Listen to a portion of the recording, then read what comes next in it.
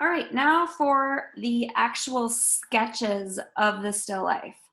You are now able to view what I'm viewing when I look at my still life. Again, it's got a lot of overlapping, a lot of different textures of objects. Some are tall, some are small, some are short, some are organic, some are geometric. And again, there's that overlapping piece. So now, for last Friday, your assignment was to take a piece of paper, and if you don't have, you could just use a scrap paper. It doesn't have to be anything fancy. But what your job was to just go in and do some different composition sketches. So one thing you need to think about is the layout. You know, you can have your paper the tall way, so you can have it vertical. So you can have your paper the tall way, or you can have your paper horizontal or landscape portrait. So I always like to just make my example sketches a lot smaller. And then what you're going to do is you're just going to go in and you're going to sketch in a composition. So for me, I'm going to just start up with that water, that glass watering bottle. And now you guys have a little bit of a different perspective than I do because I am standing. So I have a little bit more of an aerial view. So my perspective of everything is a little bit different than yours. So I'm just going in and sketching out.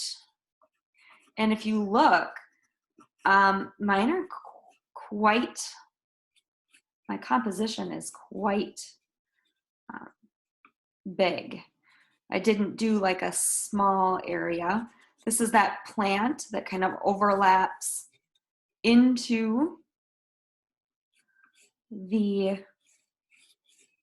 watering jar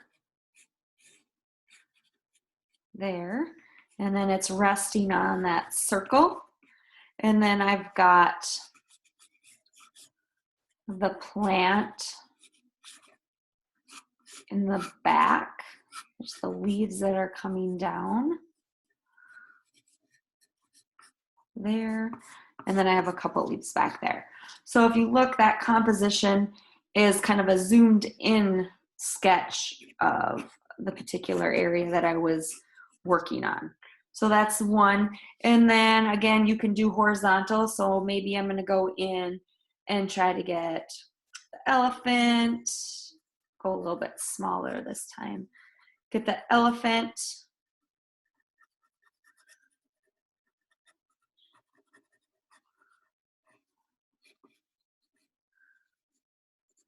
And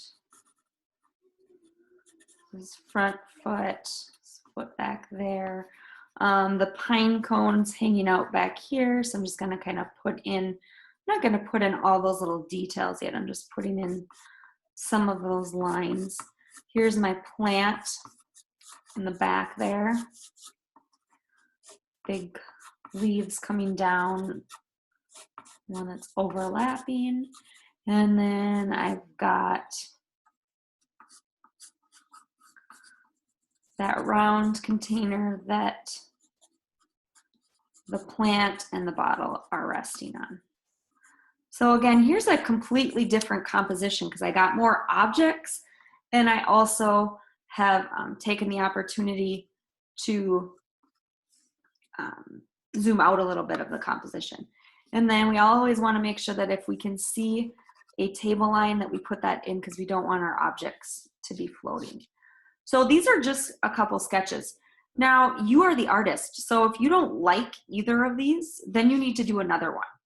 If you like one of them, stick with that sketch or that composition. When you are done doing these sketches, again, this was Friday's assignment. When you're done doing these sketches, you are going to get a whole new paper. You're going to pick your favorite or your best composition, and then you're going to make it big on your paper. So now my job is to go in and pick my best composition. And I am starting with the little wood box. There. And do that. And there's the bottom of the box coming around. And then here is that glass bottle. Notice how light I'm drawing too, or I should say sketching. You don't want to push really, really hard, because then when you go in with your colored pencils, you're going to have to, you're not going to be able to cover your original pencil lines because you would have pressed so hard. So I'm just going in and lightly sketching everything in to kind of get it laid out. This is the water container, the glass watering jar.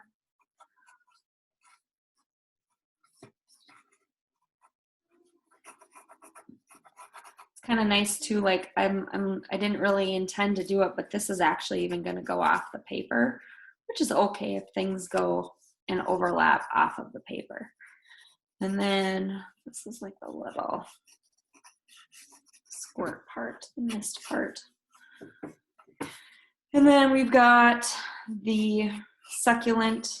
It's kind of going off the box here.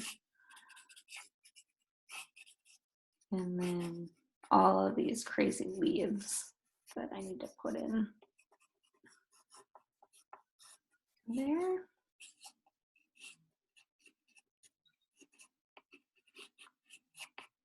Okay, and then I am going to include this big orchid leaf that I have, kind of overlapping, and then put in the glass. Leaving the elephant out, and I'm just going to make sure I have a little table line. Just going to make sure I have a little table line. Now again, this is just my start of my sketch. After you kind of get that sketch, now if you notice, this is the one that we're going to be doing colored pencil on. So if you notice, I used the whole piece of paper, meaning I don't have it really tiny on my paper. I use the whole piece of paper. I went really light with my pencil, so if I need to erase, it will erase. What a lot of artists do, young artists do, when they're drawing is they tend to go like this and press really hard. But if you do that and you try to erase, that eraser line never really goes away. So make sure you're pressing light. And then once you get done kind of sketching it in, then you can go back and just double check to make sure that your drawings and everything kind of line up.